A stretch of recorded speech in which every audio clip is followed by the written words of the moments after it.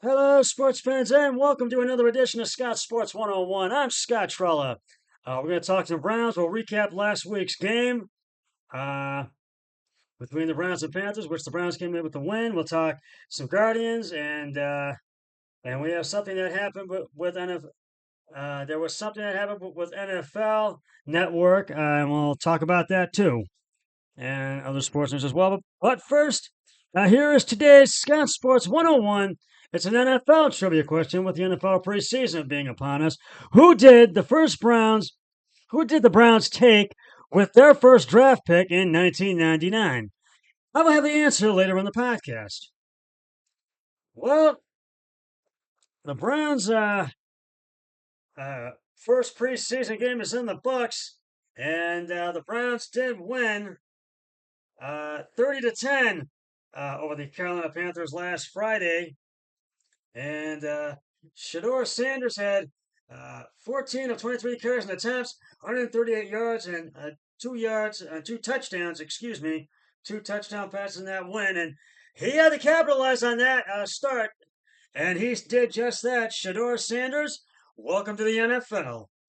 And but most of them were and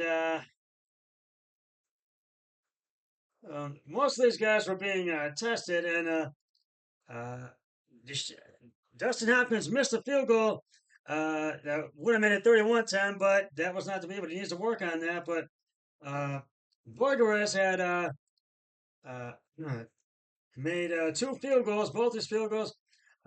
Number five, he had 235 yards, and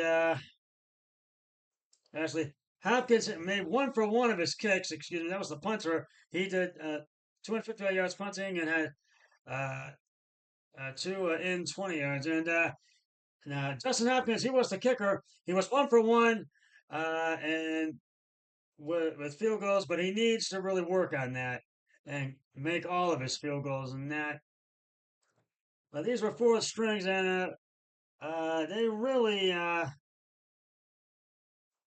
and for the Browns, they had 308 yards passing, 183, actually total yards, 183 yards passing, 125 yards rushing, 4.7 yards per play, 20 first down, 6 of 15, third down efficiency, fourth down efficiency, one and a half, one of two, 66 total plays, three sacks allowed, five punts.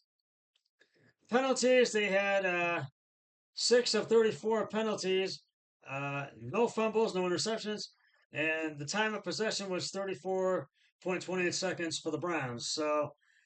And so,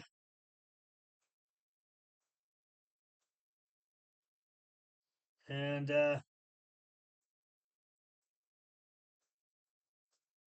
and he had Shador Sanders really had a good, really had a fun. It just was great in this game, and he, as I mentioned, he capitalized in his start, and he really seized the spotlight. Uh, There are currently six quarterbacks on the Browns roster, as you know, and taking center stage this past Friday was arguably the most high profile of the bench. Rookie Shador Sanders. Sanders, a 2025 fifth round pick, seized the moment in his confidence building throughout the Browns' 30-10 win against the Carolina Panthers as he threw for a pair of touchdowns completed 14 of 23 passes, as I mentioned, for 138 yards and scrambled for 19 more. And I got to be honest, I wasn't nervous or have too much adrenaline. It was just getting comfortable. Sanders said after the game. That's all it is. There's plenty of games before where I was nervous, but I felt like I knew the answers to the test.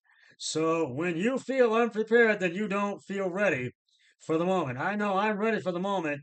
Did I play up to par? No, I don't feel like I did, Sanders said. But overall, the main goal was to win, and that's honestly what we did.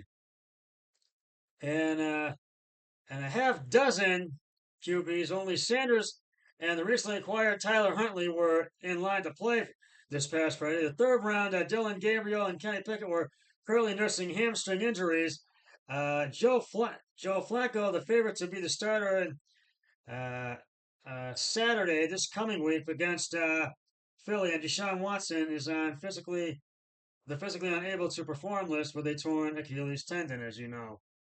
And thus, Sanders got the start and plenty of run playing into the second half in a game that began against a claw of Panthers defensive starters. But head coach Kevin Stefanski had him playing under center and out of shotgun, and Sanders finding success on the run, standing up to the rush, and performing well in different situations. And that's what you got to do with this kind of a game. And Sanders performed very well. And as we look ahead to this Saturday's game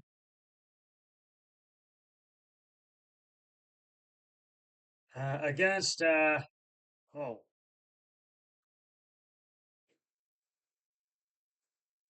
and the Browns led 7-0 at the end of the first. Actually, Carolina led 7-0 at the end of the first quarter. That was Carolina's only lead of the game. And Shedeur Sanders had two touchdown passes in the second half. That put him up 14-7 at halftime. And then Tyler Huntley threw a touchdown in the third quarter, and that put him up 30 to 7. And then Carolina had a field goal, and that pretty much was the game right there. So, and as we look ahead to, before we look ahead to that, the Browns quarterback Dylan Gabriel returned to the field today and is in play to start game two versus the Eagles, as is Shedeur Sanders. Kenny Pickett is still limited. And Browns third round pick Dylan Gabriel is back in the thick of the four-way quarterback competition. He returns to team drills from a tight hamstring today. His tight hamstring today. Coach Kevin Stefanski said Monday. That's today. Unfortunately for Kenny Pickett, who is also nursing a sore hamstring, he's not yet ready for those crucial 11 on 11s, which puts him even further behind the eight ball as Stefanski moves closer to naming his starter for week one, which I do feel will be Flacco. Stefanski won't say who will start versus the Eagles in preseason game two this Saturday in Philadelphia, but Gabriel will play is in play for that assignment, bearing a setback this week, as is Shedeur Sanders, who had a great debut in the preseason opener versus the Panthers on Friday. By the time the Browns return from this trip on Saturday, Stefanski will decide when to name his starter, and he will do that. Uh, and I'm feeling that starter for week one. Joe will be Joe Flacco, who has the edge to start week one. Will sit on the sit out the Eagles game, as will Pickett. Flacco will rest after taking most of the first team reps in the joint practices in Philadelphia on Wednesday and Thursday. Gabriel will take some 11 on 11 snaps with the first team offense this week behind Joe Flacco, just like he had been doing, being injured, injuring the hamstring just over a week ago. And it remains to be seen if Sanders will get any of those choice snaps after his promising debut Friday night.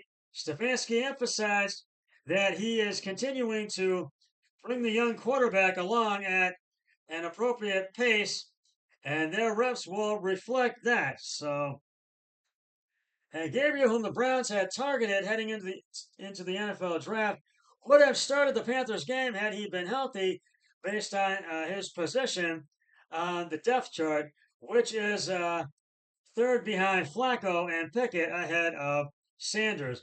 Now, Sanders brought uh, plenty of excitement to Brownstown on Friday night in throwing two beautiful touchdown passes to rookie receiver Caden Davis and putting another touchdown on the board as board in his 9 drives. But Gabriel is still in play to start uh, the Eagles game as possible alternate series with Sanders to see how he handles a start. As in previous years against the Eagles, Stefanski will rest most of his starters and let the young guys play. And there's some other Browns news I want to report to you. Uh, Rookie receiver Luke Floria suffered a serious hamstring injury in the Panthers game and will be out an extended period of time. Stefanski had no detail. He also didn't have an update on running back Quinshon Judkins, who is still dealing with his domestic violence case, and whether or not he'll rejoin the team anytime soon.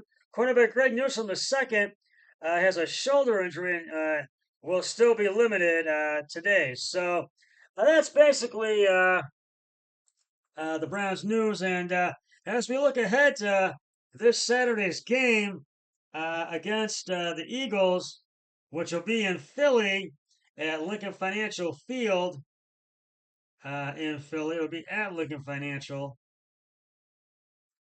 And I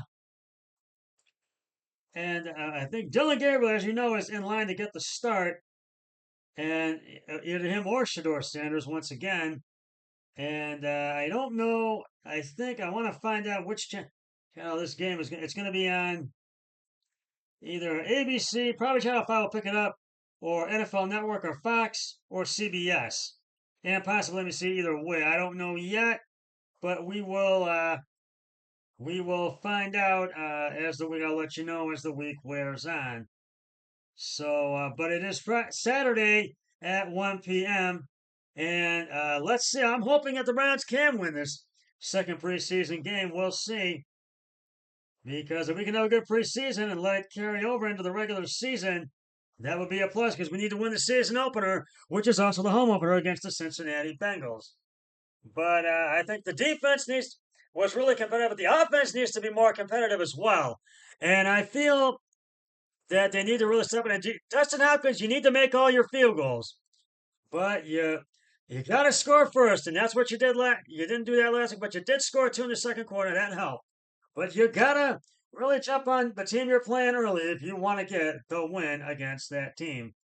So we're gonna get back to the.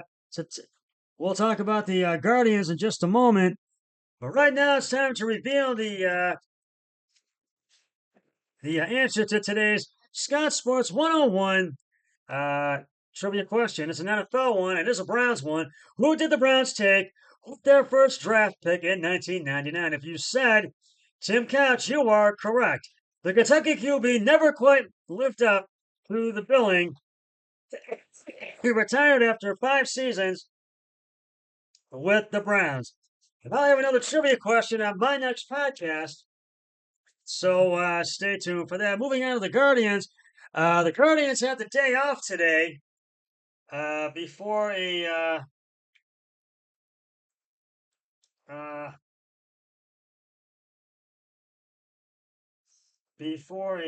trip to before getting back in action tomorrow at home against the Florida Marlins. They took 2 out of 3 off the White Sox, although they lost 6-4 yesterday. They took 2 out of 3 off the Chicago White Sox, and we're still uh, in fourth. We're about I think 2 or 3 games out of that final wild card spot.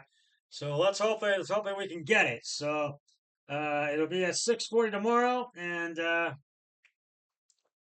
it'll be at home at Progressive Field, and you can catch that game on Bally Sports Ohio and MLB Extra Innings. You can get MLB TV.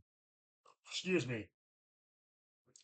And but we're gonna go to the Major League scoreboard right now, and and uh, and Luis Ortiz and Emmanuel Clase still remain on suspension for their gambling against gambling on their team, the betting for that betting incident. Now we're going to look at the scoreboard, the Major League scoreboard. We'll check it out real quick for tonight's games. In the middle of the eighth, the New York Yankees or actually hold that thought. So we'll get to the finals in a moment. We're going to start with the top of the eighth in Chicago. The White Sox and the Tigers are in the top of the eighth, tied at 1, and the Tigers are batting right now in the top, and then there's no outs. It's 1-1 count. And the bottom of the fourth, at the bottom of the sixth, excuse me, the Washington Commanders are in Kansas City taking on the Royals, and the Nationals and Royals are tied. The Washington Nationals, that's what I say, not the Commanders, the Nationals, and the Royals are tied at 4 with 1 out and 2 outs. The Royals are batting. In the top of the seventh, the Milwaukee Brewers are all over the Pittsburgh Pirates, 7-1, and there's no outs. Pittsburgh is batting right now. In the bottom of the seventh, the Colorado Rockies are clinging to a one-run lead as they are up 2-1 on the St. Louis Cardinals. No out, 1 out, and the Cardinals are batting in St. Louis. That's where that game is played. In Texas, the Arizona Diamondbacks in the bottom of the fifth are up 5-1. It's a 3-2 count, 2 outs. Arizona is batting. In Houston, the Houston Astros are up on the Boston Red Sox 5-2. It's the bottom of the fourth, full count, 3-2, 2 outs, and Houston is batting. And now we got some finals to tell you about. The Philadelphia Phillies beat the Cincinnati Reds 4-1 in Cincinnati. And Yankee Stadium, the Yankees beat Minnesota 6-2. And later on tonight, at about 9:30, in about 4 minutes, the Los Angeles Dodgers and Los Angeles Angels of Anaheim will get underway. At 9:45, the San Diego Padres and the San Francisco Giants will get underway at Candlestick Park in San Francisco. And at 10:05, I think it's in Las Vegas or Oakland, but the Tampa Bay Rays will play the Athletics. So that's your scoreboard. And we're going to do a collectible segment. I haven't done it in a while. I have a couple of my baseball cards pulled out. This is a Sammy Sosa when he was with the Chicago Cubs. Chicago Cubs from 1999. This is the picture of him on the front. And this is all, there's a picture of him on the front here.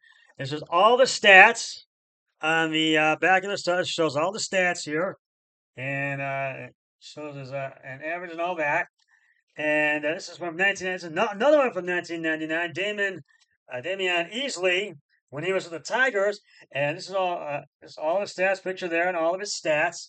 And if you're wondering, you want to know how much they're worth, check with your go online and check with your collectors of how much some of your valuable baseball cards will be worth. That's collectibles for today. And before we go, I've got some other NFL news. It was announced last Thursday that ESPN has officially bought out NFL Network in a landmark agreement. The deal, in which gives the NFL equity, 10% equity, a stake in ESPN, includes the NFL's Lionel Red Zone channel and NFL Fantasy. The agreement between the sports media giant and the NFL aims to set a new standard for how professional football is delivered, experienced, and celebrated by fans. The company said in a press release about the deal, and now ESPN now owns NFL Network. So this is going to be a really, this was really something major that really happened that is going to be really interesting as the NFL season gets underway and moves along. Well, that's just about going to wrap it up for this edition of Scott Sports 101. I'll be back later this week or this weekend with another podcast. But until then, always remember, be a team player each and every day in every way possible. So long, everybody. 3, 2, 1. I'm done.